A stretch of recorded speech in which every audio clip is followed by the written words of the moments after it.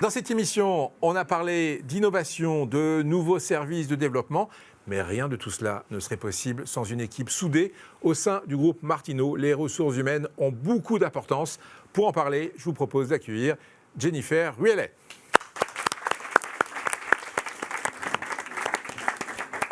Jennifer, bonjour. Bonjour.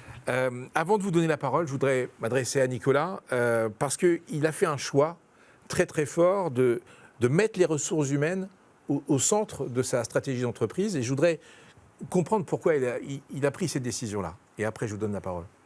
J'en ai déjà beaucoup parlé, mais il y a une phrase qui est ressortie il y a quelques années et qui résonne dans ma tête parce qu'elle est véridique, elle est forte pour moi. Un groupe sans âme et sans homme, c'est un groupe qui ne m'intéresse pas. Moi, ce qui me fait vibrer dans la boîte, c'est être en capacité de se prouver qu'on peut être une boîte en croissance et en développement, mais une boîte qui reste aussi forte du bien-être de nos collaborateurs. Voilà. Et c'est le seul truc qui me fait marrer, moi. Il y a un projet qui est un projet client, un projet écrit. Et puis, le projet perso que j'ai, c'est ça. C'est faire grandir une entreprise avec les hommes et pour les hommes. Et ça, c'est le nom du projet que Jennifer porte depuis des années. Et cette partie-là, je la lui délègue les yeux fermés et elle le fait formidablement bien. Jennifer, justement, on va parler de vos missions et de vos actions en matière RH. C'est comme ça qu'on dit. L'une des actions très fortes, c'est d'avoir travaillé sur l'organisation des agences, c'est ça ? Oui, exactement.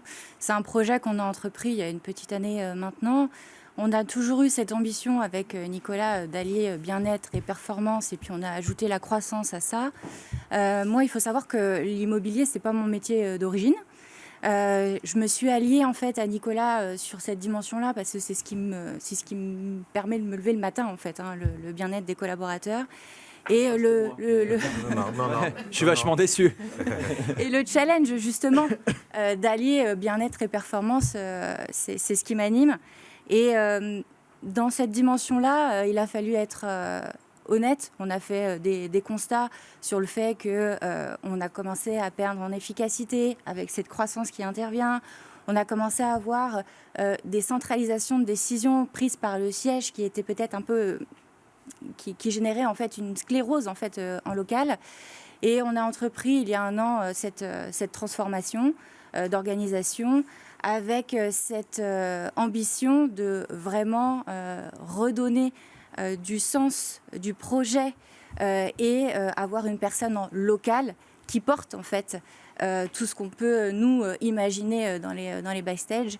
Et on a décidé de redonner en fait une forme d'insuffler en tout cas un projet collectif que chacun puisse s'approprier en fonction de sa personnalité, en fonction de sa localité, en fonction des personnes qui l'entourent.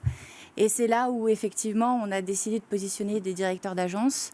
Aujourd'hui, on a un projet qui est ambitieux. On a quand même aujourd'hui 18 sites.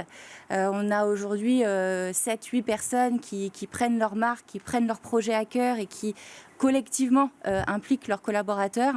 Et l'objectif est toujours le même, hein, c'est que sur les 3 piliers qui nourrissent en tout cas ce projet, c'est-à-dire la partie opérationnelle, la partie ressources humaines et bien évidemment la partie financière, ils arrivent à combiner en fait au quotidien leurs projets et que nous on soit juste en support pour leur permettre voilà, de grandir et de faire évoluer localement leurs agences.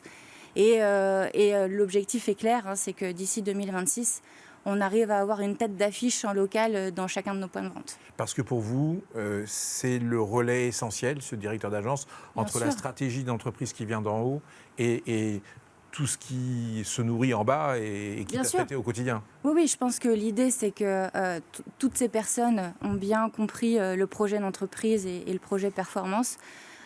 Aujourd'hui, l'essentiel, c'est qu'eux arrivent à se l'approprier et qu'ils arrivent localement à embarquer l'intégralité de leurs collaborateurs, éventuellement aussi d'impliquer les parties prenantes externes de leur localité. Et ça, nous, on n'est pas suffisamment armés au niveau du siège pour développer localement toutes ces dimensions. Et ça, c'est vraiment ce qu'on a envie d'insuffler, qu'on soit en support, oui, mais qu'ils arrivent à reprendre vraiment aussi leurs propres décisions, leurs propres stratégies, et qu'on arrive à les accompagner là-dedans. Nicolas, une réaction?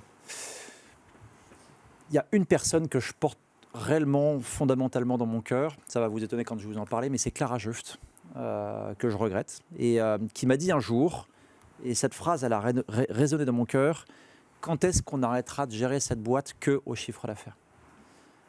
Je crois qu'elle avait raison. Et le projet qu'on est en train de créer, c'est effectivement ça, porter le chiffre, le commerce, et qui doit rester de toute façon le cœur même de ce que font nos managers. Et ça, je veux les protéger, mes managers aussi, hein, c'est qu'ils restent effectivement propres maîtres de leur équipe, responsables du développement du chiffre de leurs propres équipes.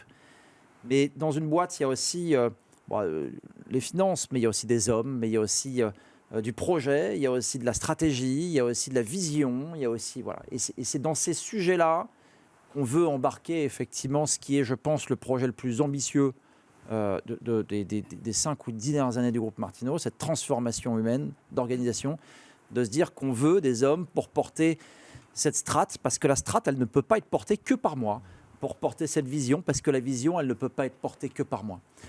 Et dans cette importance de projet, Jenny, si tu me permets, j'aimerais qu'on les applaudisse et qu'on les cite, les directeurs d'agence là, qui ont pris leur poste, qu'on les monte du doigt, là, réellement, qui viennent à la caméra, à commencer par Auxerre.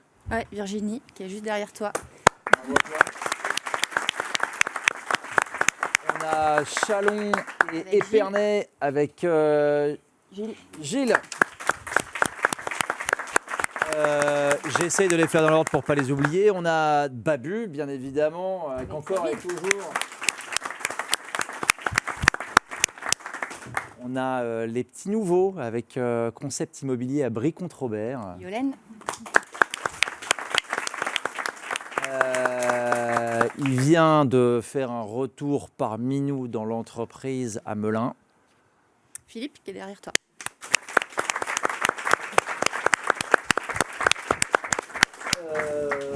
Et puis, qu'est-ce que j'ai oublié aussi? Béa, qui est absente. Béa, qui est absente à Dijon.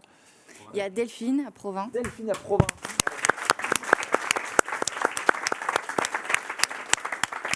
Je n'avais pas oublié Delphine, promis, j'oublie mes agences, j'oublie pas mes hommes.